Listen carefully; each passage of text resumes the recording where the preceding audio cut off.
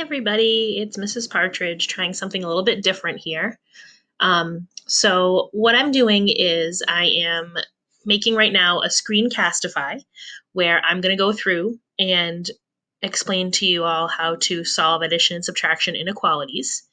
And as I'm doing this, you're going to take notes on the handout that I gave you in class today, or possibly yesterday, depending on when you're doing this. So this is going to sort of take the place of us taking notes during class.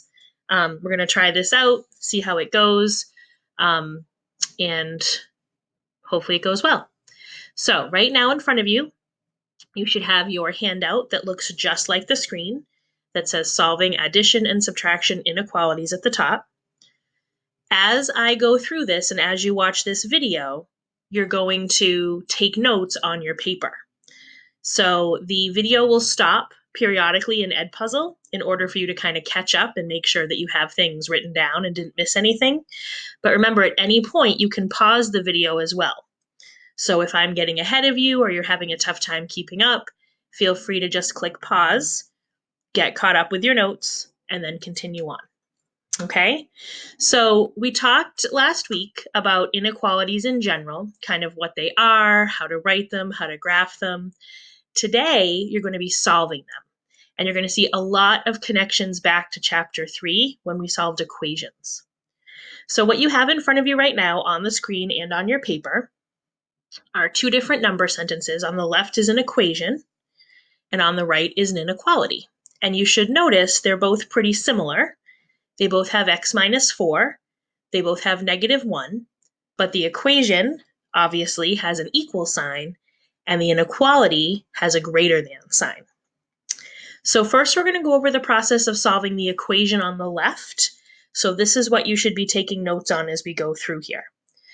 So our first step to solve this equation is to make the dotted line through the equal sign. And then in the equation, we're subtracting 4. The opposite of subtracting 4 would be adding 4. So we're going to add 4 on the left and also on the right to keep it balanced. The 4's cancel on the left and we just have x. And then equals on the right, -1 plus 4 would be 3. So the answer to our equation on the left is x equals 3. Again, you should have that written down on your paper, and if you need to pause, you can, in order to make sure you have it all copied. On the right, now we're going to solve our inequality. So again, the only difference between the equation and the inequality is that the equation has an equal sign and the inequality has a greater than sign. So when we solve inequalities, we start off pretending it's an equal sign. So we make our dotted line like we would if it was an equation. We have x minus 4. The opposite would be adding 4. So we're going to add 4 on both sides. When we do that, the 4's cancel. We just have x on the left. We bring down our greater than sign. And on the right, -1 plus 4 is 3. So you solve it exactly the same way that you would solve an equation, except at the end, instead of putting an equal sign between the x and the 3, you just bring down whatever inequality sign you had in the original problem. So since the original problem was greater than, your inequality sign in your answer is greater than. The other thing to think about that we need to make sure we do when we solve an inequality is graph our solution on the number line. As we talked about in class last week, inequalities have a whole set of solutions, not just one. So we make a number line and graph the answer on the number line to show that. So the first step for that is to make a number line, which I've already given you on your paper. Then we have to number it. So I put 0 kind of near the middle. I labeled +1, 2, and 3 going to the right, and -1, -2, and -3 going to the left. Next, I'm going to make a circle on my number line above the 3, and I'm going to leave it empty. The reason I'm leaving it empty is that our inequality is x is greater than 3. It's not equal to 3. We said last week that if you have just greater than or just less than, you leave the circle empty because that number is not part of your solution. If it has the equal to part, if it's greater than or equal to or less than or equal to, you color it in. So this one's going to be empty because it's just greater than. Next, we have to decide which way to make our arrow. So if x is greater than 3, you have to think, are the numbers to the right greater than 3, or are the numbers to the left greater than 3? The numbers to the right of 3 are bigger or greater than 3, so our arrow goes to the right. And that would be our complete solution, with the inequality solved at the top showing our work, and the number line at the bottom with the circle and the arrow. Now would be a good time to take a break if you need to make sure you have all your notes copied down for the first page, and then you can turn your paper over.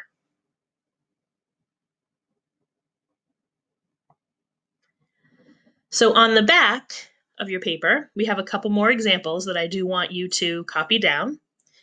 The first one is w plus 17 is less than or equal to 9. So as always, first step is that dotted line. We're going to pretend that says equals, and then at the end, we'll think about the inequality. So w, you're adding 17. The opposite is subtracting. So we're going to subtract 17 on both sides of our line. So the 17s cancel. We just have w on the left. We bring down the less than or equal to sign. And then 9 minus 17 would be negative 8. So we get w is less than or equal to negative 8 as our solution. Next, we have to graph. So on the number line, I went down to negative 8, numbering each line. This time I'm going to put a colored in circle above negative 8. The reason why we're coloring it in is because it's less than or equal to, not just less than. So that means that negative 8 is part of our solution, so we need to color it in to include it. And then the numbers are less than or equal to negative 8 on the left, so our arrow is going to go to the left on the graph. So you might want to take a minute now to make sure that you have everything copied for that example. And then over to the right for our next one, you might notice this one's a little different because the variable's on the right. We're going to ignore that for now and deal with it at the end. So again, we pretend it's an equation. We make our dotted line. We're subtracting 7.8. The opposite is adding 7.8. So we're going to add 7.8 on the right and the left. Remember, when you add decimals, you line up the decimal points above and below each other and just bring it down into your answer. So the 7.8 cancels on the right. 3.2 plus 7.8 is 11. So we end up with 11 is greater than m. When we go to graph this, it's much easier, in my opinion, if we have the variable on the left side. When an inequality is set up this way, like it is right now with the variable on the right, I think it's a little bit confusing to graph. So what I like to do, if I have a problem like this, what I like to do before I graph it is I switch it and I put the variable on the left and the number on the right. But when you do that, you also have to switch the inequality sign. In the original answer, the wide open part of the inequality was facing the 11 and the pointy side was facing the m.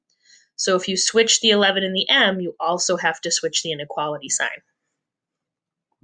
So we end up with m is less than 11. So if we graph, I only labeled every other line. So I'm going to put a circle above 11. I'm not coloring it in because its m is less than 11, not less than or equal to.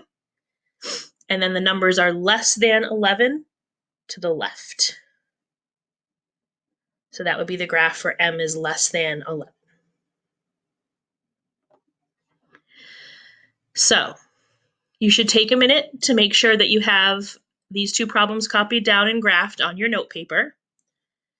The expectation is that you have taken these notes on your own while you've been following this Edpuzzle.